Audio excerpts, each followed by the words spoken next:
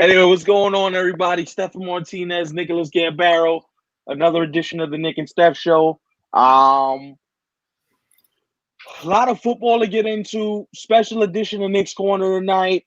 A whole bunch of a couple other things to get into as well. So much to get into about Week 10 around the NFL. And first, let's just start the show and say this.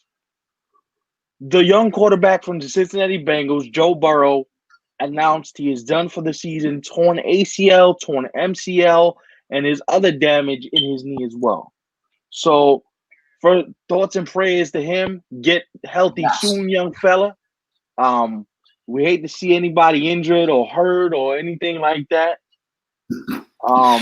So get better soon, young fella. We look forward to seeing you back out on the football field. And hopefully my Cleveland Browns don't have to, keep living this. Yo, he light this up like a Christmas tree. Every time I see that kid from now on, I'm going to have nightmares. But, prayers to you, Joe. Get right, get healthy, get better. And we look forward to seeing you down the road. With that being said, though, I feel like every single week, Big Dog, we come on this show and we talk about either a catastrophic injury or somebody just getting COVID, or like this football season just feels very, very, very like there's a dark cloud just hovering over the football season. And go ahead. No, go ahead. No, but the NFL, I mean, they can have the darkest of darkest clouds of whatever situation it might be, but they still somehow, some way, they get out of it and they find a way. Same thing with COVID, and we don't know if they'll go add an extra playoff team in each conference and add like baseball though, I mean, and we were like, man, what's going to happen with baseball? They're going to cancel the season? Because remember that one point where just a bunch of teams had 10 guys with COVID? The Marlins had half the roster that had there were several teams who had. What's up, Alan? Who had out? But they got through it. But the NFL, they'll find a way. I feel like I'm not playing. I'm like, this is not a joke. I feel like practice facilities are being closed weekly because of this. Yes, I felt the same. Mm-hmm. The Browns practice facility closed again. They said multiple players tested positive for COVID. So it's like, are you testing me after these games? Right. Do you know I have it before the game and just not saying it because you want me to play? So you can make some money. Now, I'm not making any assertions, but I'm just saying that's what it feels like. Because how is it that after you put these guys on the football field, now all of a sudden, everybody and their mama got COVID? It's just kind of crazy. So I'm kind of thinking, you know what? Wow, this just feels very like they're playing a very dangerous game, if you will. Very. But before we get deeper into this, I don't mean to. I want to just change the conversation real quick. Guys, Ange, what's up, brother? What's up, Ange? If you didn't notice, the Nick and Steph Show has a new logo. Thank you, Ange. Logo. I have to give. And Rick, what's up, Rick? I have to give these two gentlemen, Rick and Ange, the love for hooking us up with this new logo. So, thank you, fellas. We appreciate it.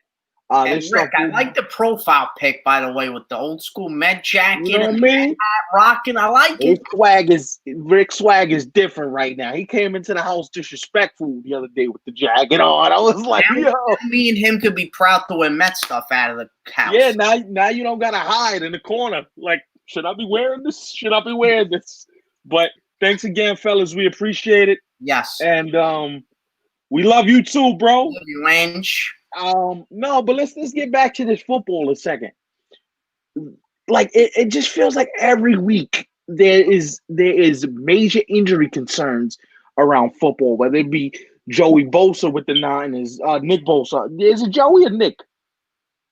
Oh my! I think it's Nick. I think it's Nick. I could be wrong. I think you're right, but I'll double check. And it's just like week after week, we hear like, All these No, major injuries. Joey Bosa's with It's the Joey Chargers. Bosa. I But Nick knew it was Bosa's with the Niners.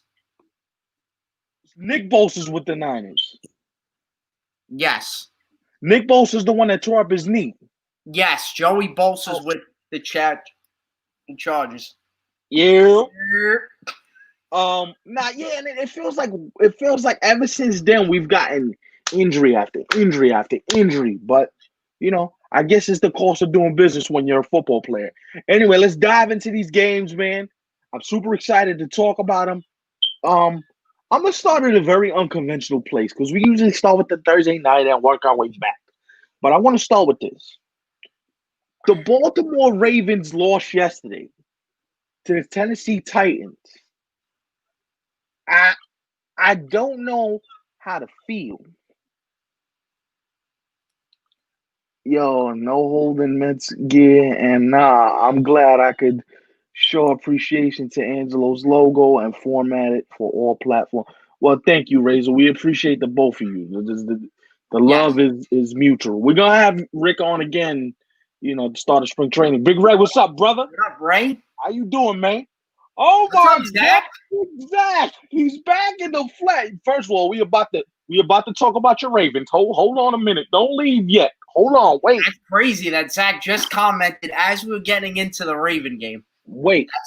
Oh man, he's already calling them. Zach, I gotta ask that. I want to make this point. Me and Big Dog are gonna shoot it back and forth for a bit, but I want your feedback on this a quick second. So it feels to me, and we've been saying this for a couple weeks, Big Dog, Lamar just don't look like the same player. He doesn't look the same. He looks like he doesn't have confidence. He looks like he's missing something. You said that to me a couple weeks ago and again last week. Yes. And I think I finally figured out what it is. And Zach, you can comment on this if you will. Emilio, you can comment on this, Zach, if you will. But I feel like the league is figuring Lamar Jackson out. And here's what I mean. It just feels like, when he first came into the league, now granted, Lamar is dynamic. His runs are electrifying. The dude can make anybody miss in the open field. He's as lethal gets. We all agree on that. But my question has always been, from day one, is can he be a reliable passer of the football? Can he expand the passing game so it's not 15-yard out routes over the middle to Mark Andrews, the tight end? Can he hit Hollywood Brown on a deep ball? Can he get some touch on his throws so it's not just Lamar, relying on his athleticism? Because if you keep doing this, you're eventually going to get hurt. You know that, and I know that, Big Dog. Yes. And that's my one fear with Lamar is Lamar the type of quarterback that is going to have a long shelf life because the way he plays the game? What do you think about that assessment? And do you think the league is figuring him out? I think the league has. And I'm going to say something crazy. I think on that Monday night where your Browns host them, I think you guys win. There's something about, and in general, their next few games, Baltimore, something about Baltimore this whole season and last season, like something's not right. Ever since that playoff loss to Tennessee, and they just seem so beyond overhyped. And now as Zach pointed out, you got Ingram and somebody else tested positive for COVID. That's a big loss. If you don't have Ingram in your backfield, that's big. Very big. And, you just said that, listen, I'm going to take it one game at a time. I appreciate the fact that you've given, my boys some love.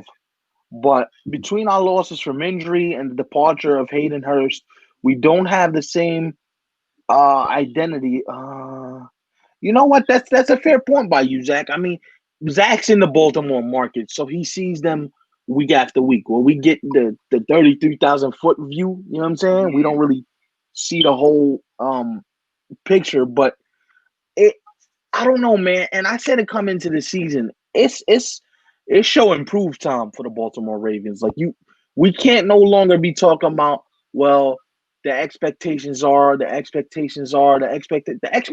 here. Like, we're here now. And that was a bad loss yesterday for the Ravens. You're up. They were up 24-17 late in the game, and the Titans score, and you're like, okay, tie game. And then you see them give up that huge run to Derrick Henry, who is a monster, by the way. Derrick Henry's different. That guy, listen, there's no way if I'm in the open field, Derrick Henry's running, I'm running the opposite way. Nah, dog. You ain't running me over. Hell no. Hell no. I figure injury. Hell no. I'm not you. You not running me over. Hell no. And I don't know. The Ravens just feel. You said it last week. They felt vulnerable.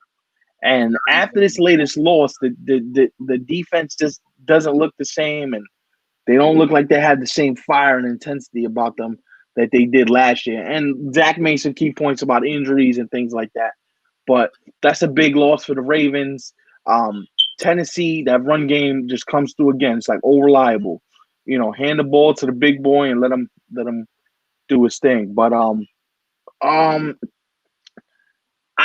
feel like, week after week, and we all talk about like the greatness that is Patrick Mahomes.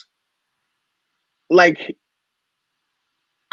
I think we need to start taking what he does and realizing how great this guy is. He's not good. He's great. And I know he's in his third year, and that's a bit that's hyperbolic. You can't say he's great and he's in year 3. The dude rolled down the field with 1:45 left last night and was like, yo, hold this. All right. I know my defense gave up 31 points or whatever the hell they gave up. It's okay. I got y'all. But I'm telling you, if that defense don't right the ship, big dog, as great as Patrick Mahomes is, we're going to have some problems. Because you can't keep relying on the offense to bail you out. It's the same thing we're seeing in Seattle with Russell Wilson. Seattle and DK are great. That whole offense is crazy. With Lockett and everybody.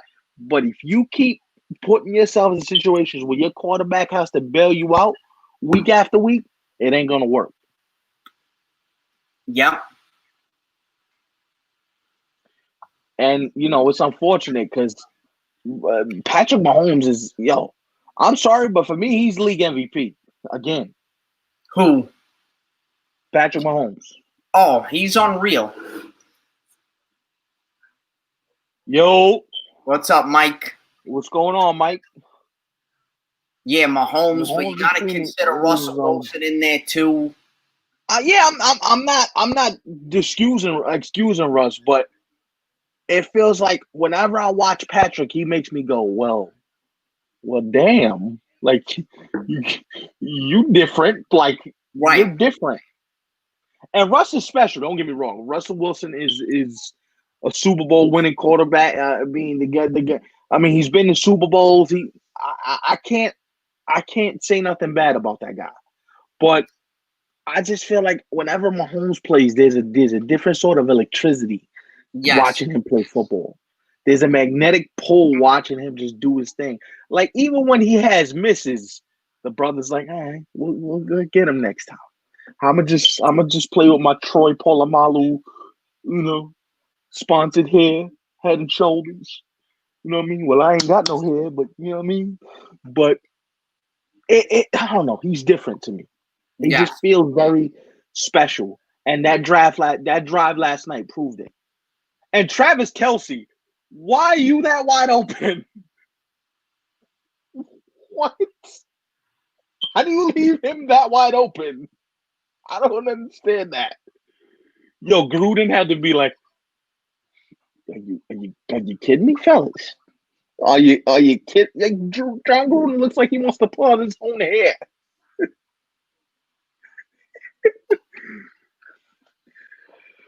Oh man, it's rough. It's rough. He should have. Well, I ain't gonna do all that. But speaking of crazy, so just when you thought Aaron Rodgers was gonna do what Aaron Rodgers does, well, thanks a lot, Aaron Rodgers. Thanks a lot, because just when I needed the Colts to lose, It happens. I mean, you're a Jets fan. You know how this works. Unfortunately, nah. Wow, reminds me of a young Aaron Rodgers. You know what I'll say to that, Zach? I think he's a little bit better than Aaron Rodgers because Aaron Rodgers couldn't run like this. This dude, he feels like he's the total package. Can KC go? Of course. Can Pittsburgh match points for points with them? That's my question because I'm taking Kansas City to somebody beat them. Right. Like they're the defending champs. Like I ain't worried about. Listen, this the same dude that was down. What were they down? 31-0 to. They were down something crazy in the championship game a couple years ago, and he scored 51 points in 3 quarters. What, dog? That's going to be a great AFC Championship game. I'll give you that.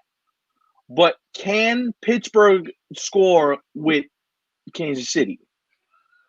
Because Kansas City can hit you in a myriad of ways. You got Le'Veon Bell, you got Edwards-Helaire, you got Tyreek Hill, you know what I mean? They got weapons all over the place.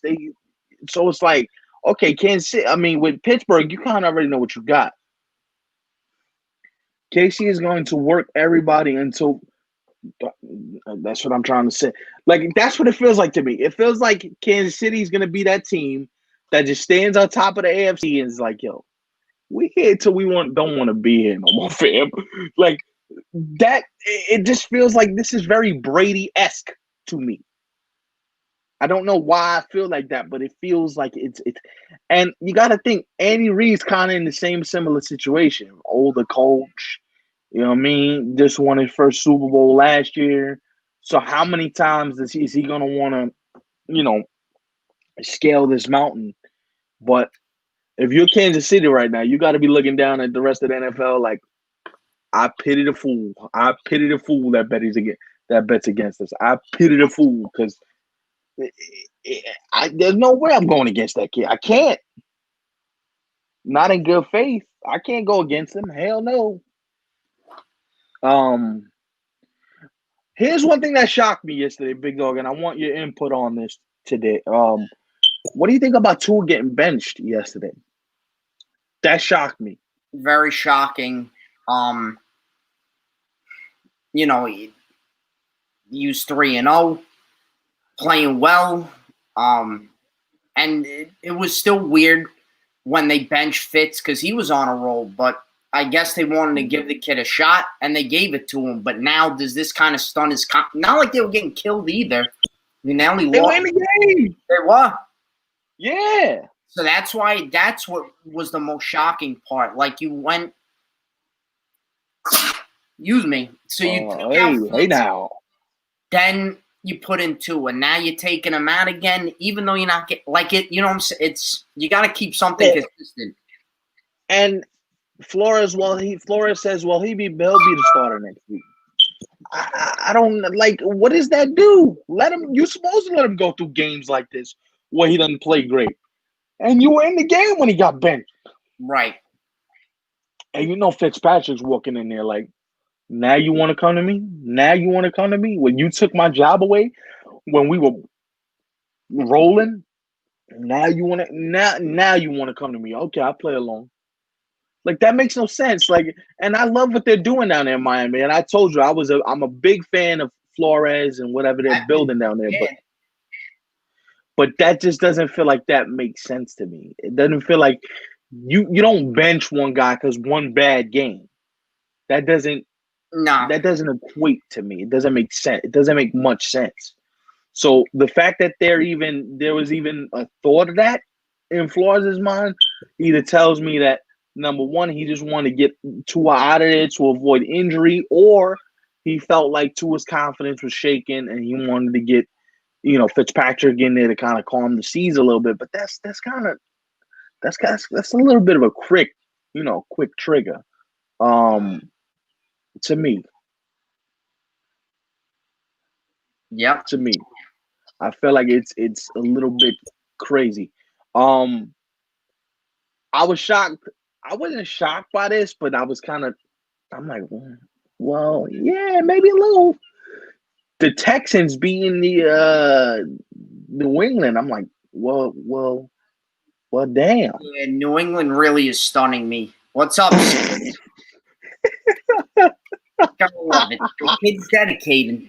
More dedicated than me because I haven't watched the game since before. So I respect it, bro. I respect it. I respect the loyalty. So how much of that game you watch it? Oh, the whole thing. Yeah, right. But I mean, they didn't get killed. But still, John, they were in the game. They won.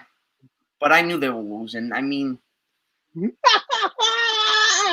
but Skip, I love you. I give you credit. I really give you credit. You're a saint for watching it every Listen, for real, you deserve a medal, dog. Yes, no funny. The Medal of Honor. The biggest Jeff fan out there, because it comes to a certain point where, like, even with me, you know how I feel about the Knicks. Like, I love the Knicks. Like, the Knicks are a part of me. But once it gets out of control, it's like, yo. Yeah, like, it's time to go, dude. The week 4, Donald looks hurt. I'm like, yo, man. And I gotta tell you this, I don't think Donald plays again this year. What do you think? I agree. I think Flacco's the starter for the next 6 games. I think Sam's on his way out. Do you think they do? But can I ask you this question? Can I play devil's advocate just 1 second? Yes, you can. Well, we're not gonna get political with that. No. So that comment gotta like we're gonna diehard Jeff fan. So he, listen, nah, we ain't gonna that political. Nah, we no politics. So I'll say this: it feels to me like either Sam Darnold's hurt worse than we've been led to believe, which is possible, or they're just trying to sabotage him on his way out of New York. Either or doesn't look good for the organization. Let me just point that out off the beginning of the conversation. However, if he is more injured than we're being led to believe, then that's an even worse indictment as to why he was put back in that game originally to begin with. Right.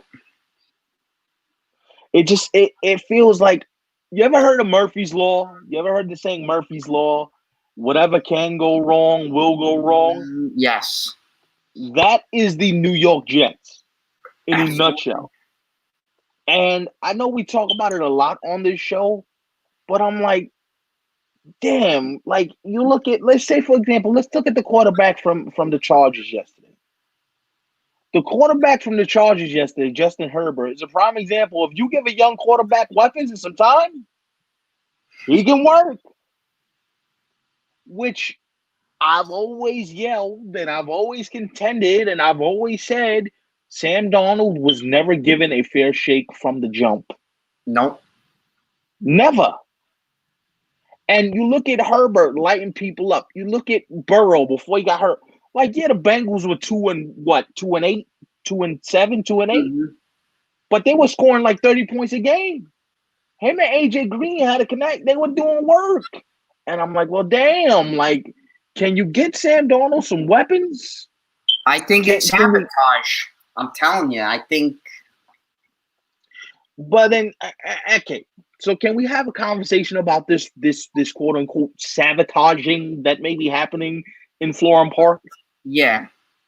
If you're sabotaging this young man, none of those people in that organization deserve to have jobs in the NFL.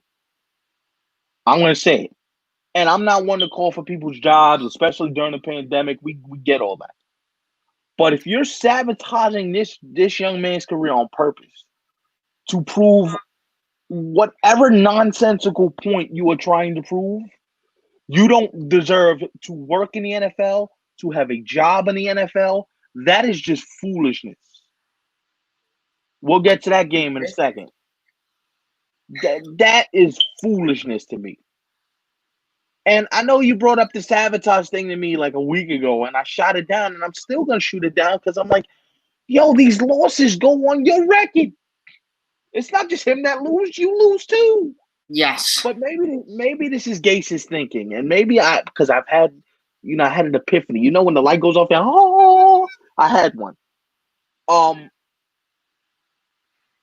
Maybe Gase is at the point where he goes, well, we gonna suck anyway.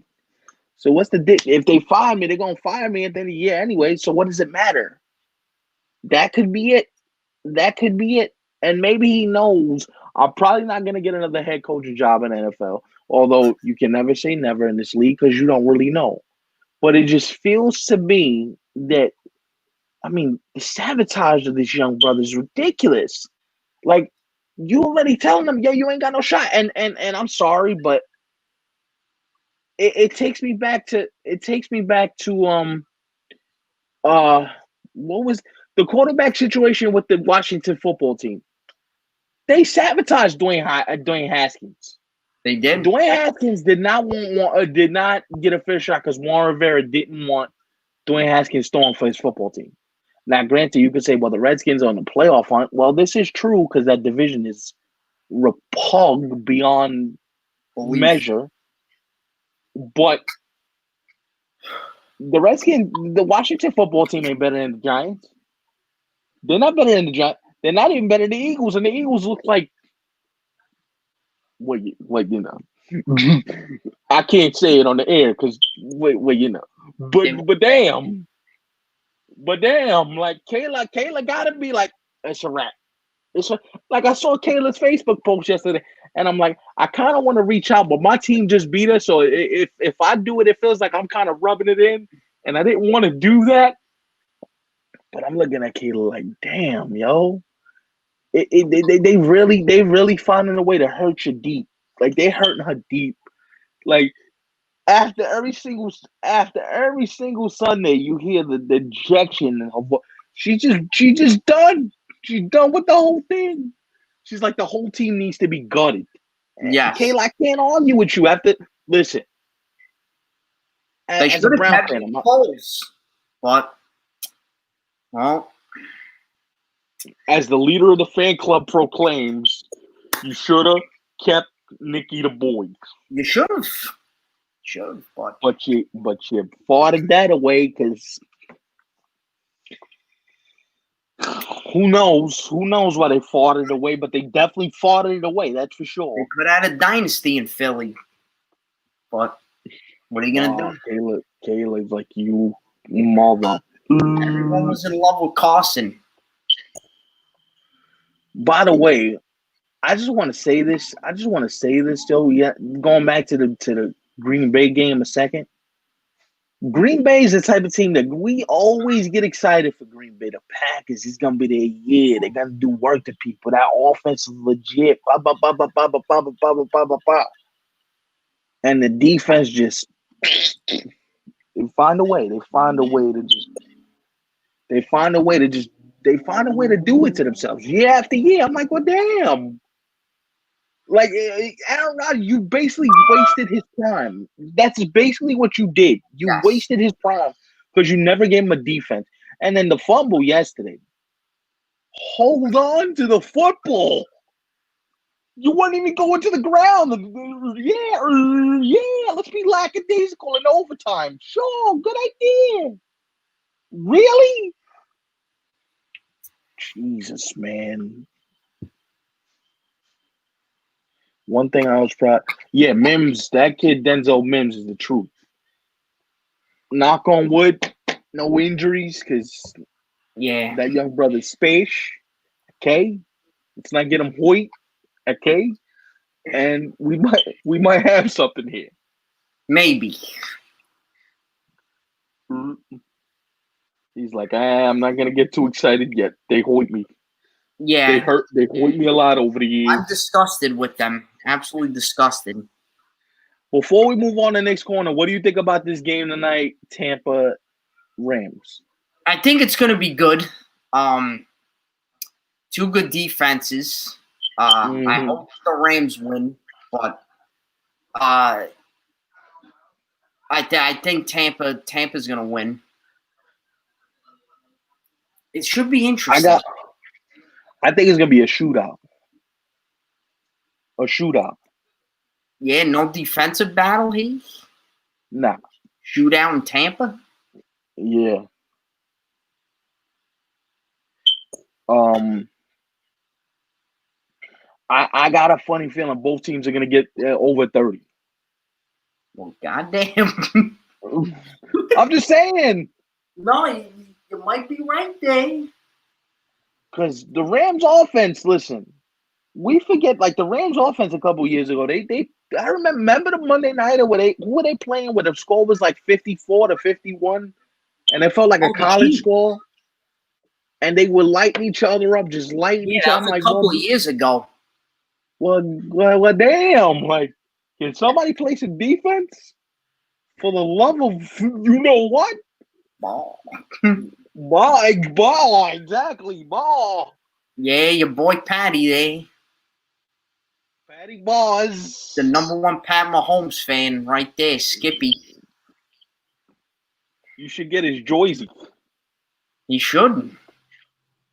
Anyway, on to a very special edition, Monday edition of Nick's Corner. Big Dog, what do you got for us tonight? Yes. I'm excited for this one. And we will get into why Nick's Corner is today and not Thursday, because we got a lot of interesting stuff planned for that Thanksgiving show. But we'll get into that later.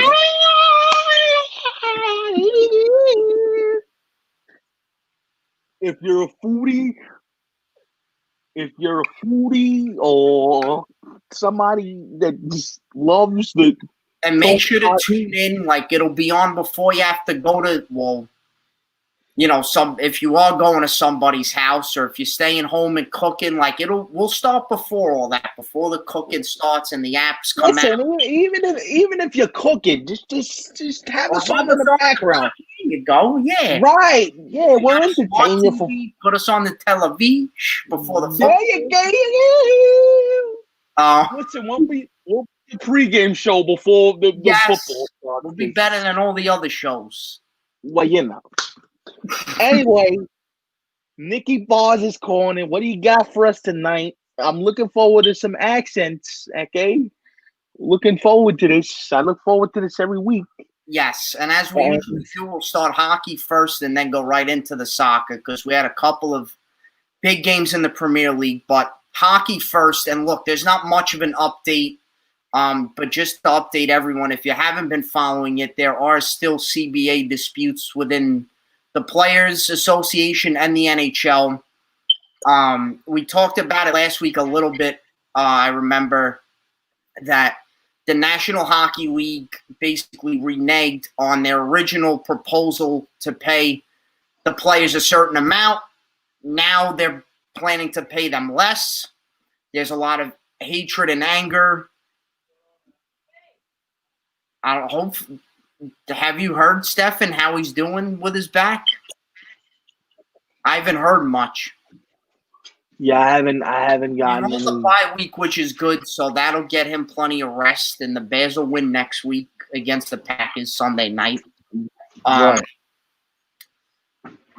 So they were supposed to discuss this weekend. They did. They had meetings, but nothing really got done yet, according to Stefan's sources.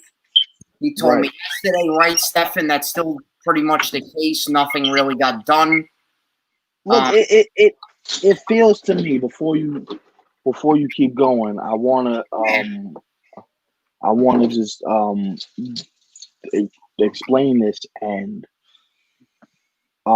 see where we're at with these negotiations. There hasn't been much. There hasn't been much negotiations. I feel like both sides are dug in to what they want, and the players aren't going to concede, and neither is the NHL. But here's the biggest issue. The biggest issue at the end of the day is simply this. If you cannot come to terms on something as simple as how to restart your season, I don't know I don't know where this goes, big dog. And they're running out of time, and you're the optimistic one, and you're like, oh, they'll figure it out. And I think they will as well. But it just shows that there's something here that's awry. They don't seem to be on the same page at all, and it sucks for people that love the sport of hockey that want to see it come back. And it's like, can you guys can we figure this out? Can we Yep. figure this out? Because you look at what's going on right now. They're fighting over the escrow tax. They're fighting over the average annual value. They're fighting over the split of revenue. And it's like, it comes across as tone deaf to me. And maybe you can speak better to this as a hockey fan. Now, I know they don't make as much money as the other sports do, so they're already at a disadvantage in that regard. Yes. But it seems selfish to me that, a sport like yours that's already struggling, common sense would say, all right, fellas, let's figure this out because we can't afford a lockout. No, definitely can't. And plus in a pandemic, it's just not a good look to argue over money. I understand no hockey players, like you said, don't get paid as much as baseball, basketball, football. So they want that money and they deserve it, absolutely. But there comes a point where you got to just bite the bullet and to get a season in, because the NHL too can't afford a no season. I mean, you at least have to get in 48 games, because I don't think now at this point you're not getting in. That's true, Skip. He is very underrated. He's been solid this year, Derek Carr. But I think, and the Bears are beating Green Bay next week, just to let you know.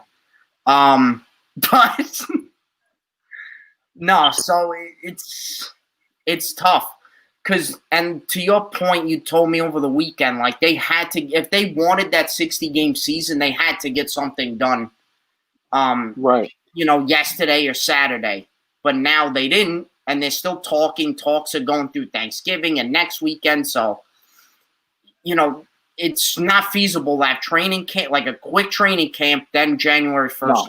That can't happen. So what can happen maybe is like mid or end of January start, maybe early February. I mean, you can do that, but here's the thing. Like, what does it mean for the product if you have a quick training camp? The amount of injuries. You know what I mean? The sport is going to take a significant what I don't like hit. Too is like the no bubble idea. I don't know how I feel about that, because the bubble worked so amazingly well, and the game, the product was awesome. It wasn't affected in any way, like in terms of the play itself. I mean, yeah, you had teams here and there who you could tell like just did not want to be there, and they kind of like gave up. But most of the teams were competitive and wanted They were into it. Yeah, exactly. Right. So, but now they're going to do, and I wanted to get into it and wanted to see what everyone else thought, because I thought the division idea was fascinating. Now they would do. I got breaking news here a second. I don't mean to cut you off. Usually, I hate doing this. But MLB.com is reporting that the Rays are open to trading Blake Snell, and that there are teams calling about Blake Snell, and one of those teams is your New York Mets. So, just wanted to break that bit of news. There you go. Stevie Cohen there. So NHL would do it a regional division. So like baseball this past summer, they would only play in their divisions, in their region, in their own arenas. Again, that like, of course you want them to play in their own arena, but it's pointless, because most likely no fans will be allowed, and I think it would just be too difficult to pull off, but we'll see. But the proposed divisions would look like this. So the All-Canadian division, East and West, that really wouldn't matter regionally. You'd have Calgary Flames, Edmonton Oilers, Vancouver Canucks, Montreal Canadiens, Winnipeg Jets, Toronto Maple Leafs, and Ottawa Senators all in one division. I mean, the Leafs. Hold up, ball. Go back. Go back. You said who now? Oilers Flames, which is one of the best rivalries. Leafs Canadians. Oh my God, another classic rivalry. Ottawa, Winnipeg, and Vancouver, all in one division. Well, damn. That's the Canadian. Then USA Division I would be the Boston Bruins, the Buffalo Sabres, the Carolina Hurricanes, the New Jersey Devils, the New York Islanders, the New York Rangers, Washington Capitals, and Philadelphia Flyers. Well, goddamn. The only team I wish I was in there would be Pittsburgh, just to make the rivalry between them and, Philly, them and Washington. Oh, yeah. Even us in Pittsburgh. Pittsburgh's pretty much rivals with everyone in that division. So, but listen, I'll take this. USA Division II would consist of Chicago Blackhawks, Columbus Blue Jackets, Detroit Red Wings, Florida Panthers, Nashville Predators, Pittsburgh Penguins, St. Louis Blues, and Tampa Bay Lightning. See, now this is cool because I like the fact that the Blackhawks and Red Wings would be back in the same division again. That's one of the greatest rivalries in the league's history. Of course, you got Blackhawks Blues, which is another epic one. Nashville, St. Louis, Nashville, Chicago, even Columbus, Pittsburgh, because of their close proximity, and they played each other in the playoffs a couple times. Sorry about the ringing. You got the two Floridian teams. Pittsburgh and Nashville played in the Cup final a few years ago, so you got a lot of good matchups. Well. And then the West Coast, the USA Division. I'm gonna say this. I'm gonna cut you off and say that if you idiots don't get this season figured out, me, a hockey novice, will never forgive you. Figure this out, because some of those games sound epic. Listen to this. The love of all that is holy. Figure this out. USA Division III would consist of the Anaheim Ducks, the Arizona Coyotes. Quack, quack, quack. There you go. Colorado Avalanche, Dallas Stars, Los Angeles Kings, Minnesota Wild, the San Jose Sharks, and the Vegas Golden Knights. As the kids say, that division is on. I mean, Anaheim, LA, what? LA, San Jose, Vegas, LA. I mean, the rivalries are endless. Arizona, just the rivalries and the amount of hatred, the hitting, the goal scoring, the trash talk, the old school hockey. Man. Colorado, Minnesota, Dallas, Minnesota. Oh my God, yo, NHL. Please, for the love of God, get this figured out. This is a public service announcement by the good folks at the Nick and Steph Show. Look at if he could get on his knees and stay on camera, he would. Look at him, he's banging you. Hold on, I'm gonna do it. In the name of God. Get the NHLPA to figure this out. I need hockey back because the Jets suck so bad. I need my Islanders back. I need hockey back. My favorite sport, because I can't go until next October without hockey. I don't know what I will do with myself. So please. If you're listening up there. Even this guy who really ain't a big fan like me, but he's starting to get into it. He's starting to love it for his sake. For all that is holy, please get this season started as soon as you can. Amen. That one that say he won. It's over. We can't beat that. What do you think? We can't beat it.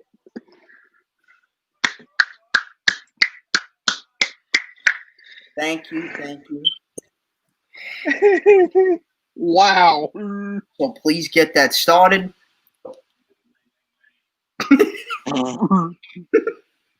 Other news, I mean, for any women or girls who are fans of hockey, this is awesome news from the NHL's official Twitter account. The at NHL Blackhawks have hired at Kendall Coyne Schofield to their front office staff. So Kendall Coyne Schofield has been hired as the Chicago Blackhawks' first ever female player development coach. Oh, wow. Which is really big news. She's a huge name on the U.S. women's hockey team. I will give you some of her stats or her. It feels like this has been a very trailblazing month for women in sports. You got the first women general manager with the Marlins. You have this now. This feels very. She won a gold medal in 2018 with the U.S. She's won 6 world championships and 2 world under 18 championships. She's been playing with the United States since 2007, so quite a long time.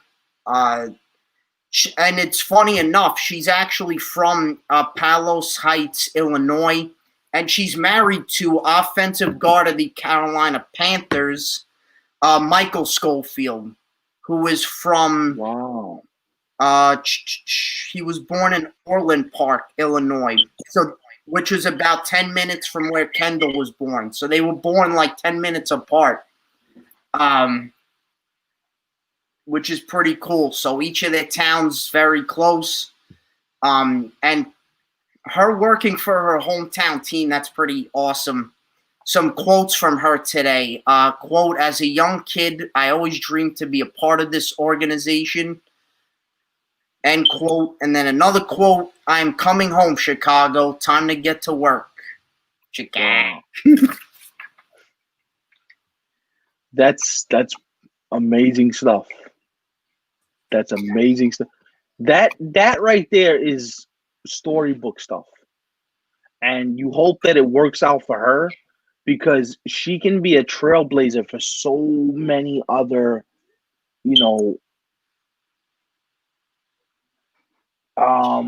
she can be a trailblazer for so many other, women that want to get into the sport of hockey, that want to, have aspirations of being a coach or even a general manager or a scout. So this is the way you open the door for things like that. And if you're a hockey fan, not even a Blackhawk fan, but if you're a hockey fan, you have to just be so thrilled with the news of her, being on the staff, being the first. She's a trailblazer. So this feels big. So props to the NHL because you got this right. Yes. Very exciting. Congrats to her. That's awesome. I'm looking forward to seeing more women being hired in front offices by teams, and they definitely should. A lot more, if you notice, too, analysts in the game, like on NBC, even commentators. So they're getting there, and I mean, listen, we shouldn't have had to wait this long to see women in the game, but I agree with you. But there was another woman that wanted to play-by-play for Monday Night Duty. Beth Owens was her name, or Beth something. Beth was her first name. I don't know her last name, but she was in consideration for the Monday Night Football job, and she would have been the first woman to ever have a prominent job like that. And they were seriously considering her because she was really good at her job. And you're finally starting to see it become recognized across the board in the broadcast booth, in front offices. The Giants, their first base coach, the Giants, is a woman. San Francisco Giants. So that's good stuff. Yes. Now on to the soccer. So, reading today an ESPN article, England to allow 4,000 fans at Premier League games in lowest risk areas. So up to 4,000 spectators will be allowed to attend Premier League games in lowest risk tier 1 arenas of England when a month-long national lockdown to contain the spread of COVID-19 is lifted on December 2nd. British Prime Minister Boris Johnson announced Monday. as part of new COVID-19 restrictions, fans will be allowed to return to outdoor sporting If we events. say WNHL, that's very interesting, Emilio, that They you should bring that bring up. it back. Absolutely. A total of 2,000 fans will be allowed to attend sporting events in Tier 2 areas, but none can do so in the Tier 3 areas. Premier League matches have continued behind closed doors during the lockdown announced on November 1st. Real quick, while Big Dog gets his thoughts together, speaking of lockdowns and interesting stories, do you know the owner of the Raiders, the son, has not visited his new stadium yet because he says, I'm not going until fans are allowed back in the building? Yep. How cool is that? How That's cool is that? I thought that awesome. was neat. It was very. Like, yeah, I got a new building, but I'm not going until you let the fans in there. That's pretty good, man. Absolutely. Boris Johnson also said, I can confirm the national restrictions will end on December 2nd. People can leave their home subject to the rule of 6, Johnson said in a statement to the House of Commons. So then it goes on of like what other stuff people in Britain can do and can't do. So, but that's pretty cool. I was looking, it didn't indicate which locations yet are in that first tier or section, I guess, that are low risk in the UK or in England. But we'll see. That's pretty exciting. I mean, slowly but surely. And they say that, not that I'm getting into COVID discussions on here, but from what I read, that their lockdown seemed to be working in the UK and Europe. So we'll see. We'll see what happens going forward. Some scores I will go over from the weekend. So you had Tottenham. Go ahead. That's dicey, man. Like, I don't know. I hear you. It just feels weird. Like we still haven't gotten this figured out yet. And I'm not getting political with this statement, but can we at least get a vaccine in here first and then start figuring out? Oh, hey now, and then figure out where we're going. Like that's kind of like, I don't know, man. I don't think 4,000 fans really is worth it. But not really. But I'm sorry to cut you off. I was just perplexed by that point. Yeah. Tottenham, big win over Manchester City. So Tottenham 2, Manchester City 0. I was very happy. Giovanni Lo Celso scored for Tottenham and Young-min Son. Son Heung-min, scored. Listen, I mean, it's early in the season, but the way Jose Mourinho has these guys playing makes me very happy. They're playing extremely well. They're still technically in first place, but they're tied with Liverpool at the top of the table. And against a team like Man City to get 2 points, huge win. They did have a big win against them last year as well. Then, if you remember, if you're a soccer fan who follows the Champions League, Tottenham also eliminated Man City on that crazy run in the 18-19 campaign when they made it to the final. So, right, very pumped about Tottenham. Very, because right now the only team I got going on that's doing something, that's playing, because the Islanders, have been the best team out of all of them, making it almost to the Cup final, but they're not playing right now. Hopefully soon. Big Dog is so desperate for hockey. Chelsea with a 2-0 win over Newcastle. Even without Christian Pulisic, they're still finding a way to win. Although they're pretty loaded up. he's still not playing? No, but Wow. Tammy Abraham scored. He's one of their top strikers. They have Olivier Giroud, Zef Wenchman. They got Timo Werner from Germany, so they got some very good strikers.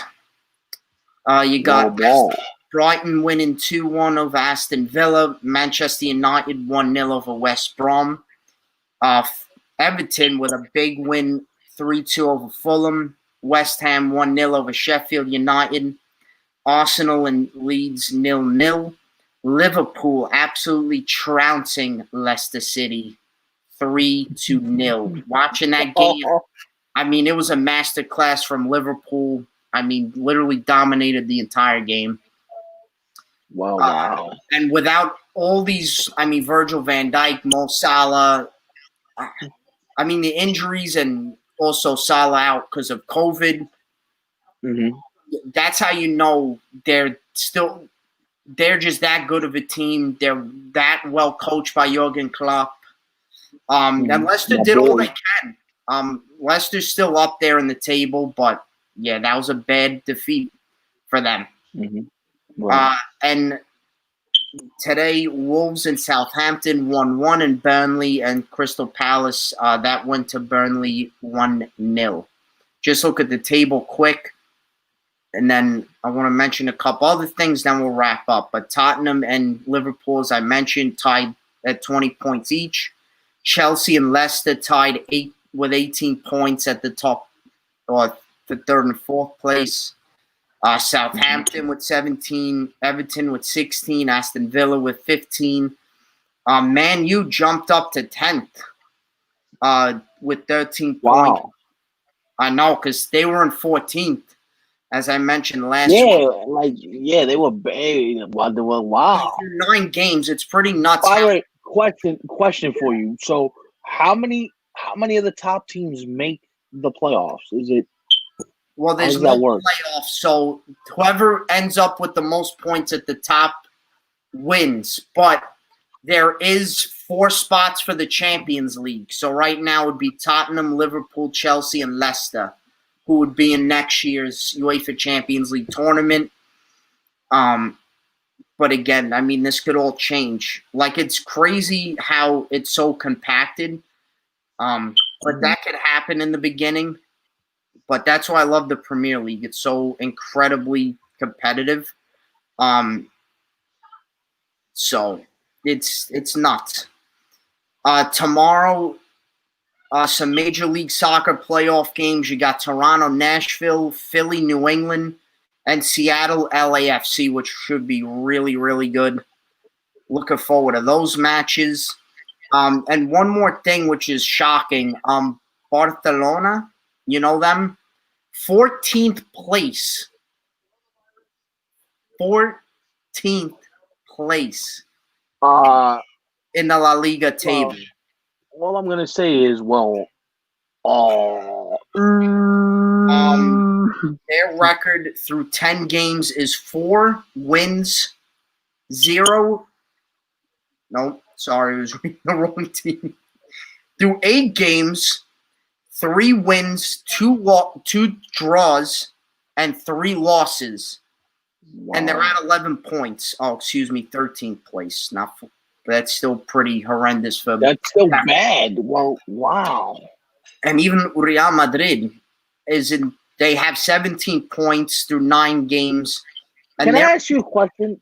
Do you think the lack of fans being in the building is affecting some of these teams playing in empty stadiums, playing in front of fans? Because I feel like soccer is the one sport where the crowd, like, they get into it and they can give plays some extra juice. So it just feels like, wow, man.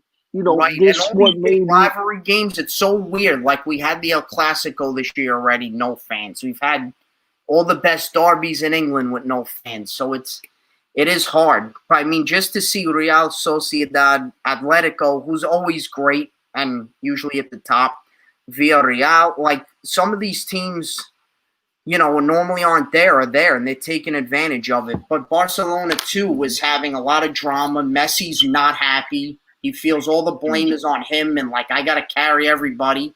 He's speaking to the media. Maybe he's pulling like a Jamal Adams. Maybe he's trying to just get out of there. Which is why this summer becomes even more compelling, because remember, we covered it on the show. Yes. Where we thought he was going to sign somewhere. Yeah, and we both had the feeling of, he's going somewhere else. This is not going to end well. And he eventually ended up going back. But you got a feeling that there's more to the story than we know. And it just feels like the time for them to split is yes, it's coming fairly soon. So hopefully for his sake and he's able to get somewhere where he's happy. Because listen, there's no way that those trade rumors come out and you start talking about I want to be dealt and all this and that, and now all of a sudden everything's all good. There's no way. I don't believe that. Not for 1 minute. I agree. Yeah. But that's it for Nick's Corner. Hope you enjoy it, then, mate. Tried to do somebody in the chat. I did. That this is an interesting comment. That will never happen. Tampa's not trading him. He's coming to Queens, buddy. He's coming to Queens. One interesting team that I heard while you were talking, which is why I kept looking down, was the Toronto Blue Jays. The Toronto Blue Jays, which is in division, but if Toronto gets a pitching with that offense,